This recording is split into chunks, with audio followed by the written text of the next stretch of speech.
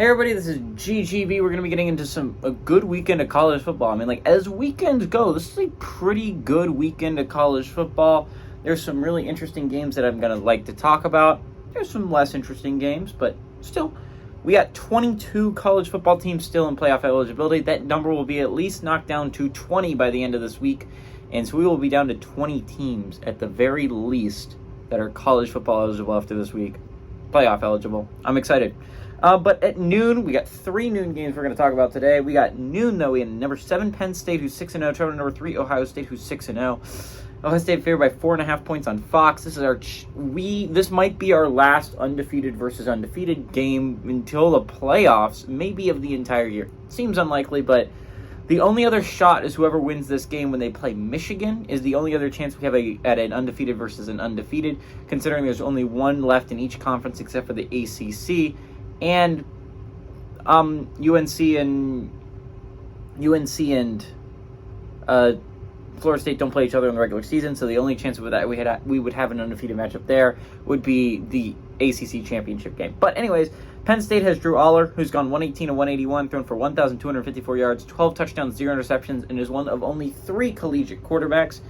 Penn State's one of 3 collegiate teams that has yet to throw an interception, the other 2 being Air Force and Navy. So, interesting stat there. The other 2 don't really throw the football all that much, so it's kind of cool that Penn State's one of the last teams that actually throws the football that has yet to throw an interception. Katron Allen has had 78 carries for 375 yards and 3 touchdowns, and Keandre Lambert-Smith has had 31 catches for 402 yards and 3 touchdowns. Kyle McCord for the Buckeyes has gone 109 of 170, thrown for 1,651 yards, 11 touchdowns, 1 interception.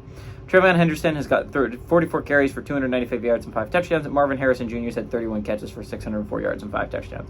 Ohio State is 23-14 against Penn State all time. Last 6 games have gone to Ohio State from 2017 to 2022. Last win by Penn State was the obvious, awesome 2016 win at home during the whiteout.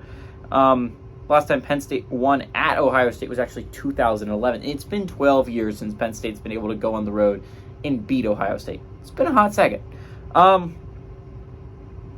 Penn State, Ohio State is obviously the game of the week. It's the most interesting game. This game could be really good, right? I think I would be remiss not to mention the injuries for Ohio State, right? Because right now, they hope to have them back, but you might not have Trevion Henderson, you might not have Mayan Williams, and you might not have Chip Trayama. So, you could be without all of those guys, which would really hurt your run game. Not to mention, you might be out Emeka Egbuka. And it would really just be the Marvin Harrison show, would be how you would try and stay in this football game. Both these teams have amazing defenses. I would not be surprised if this is a very low-scoring football game. However, from what I've seen from both football teams, to be fair, outside of Ohio State played a really good game against Notre Dame, I think Penn State is the better football team here. I think Penn State is a really good football team. I don't think they're Michigan good, at least not yet, but I do think this is a good football team. I do think this is a pretty good football team. I think they're going to win. So give me Penn State to go on the road and pull off the upset against Ohio State.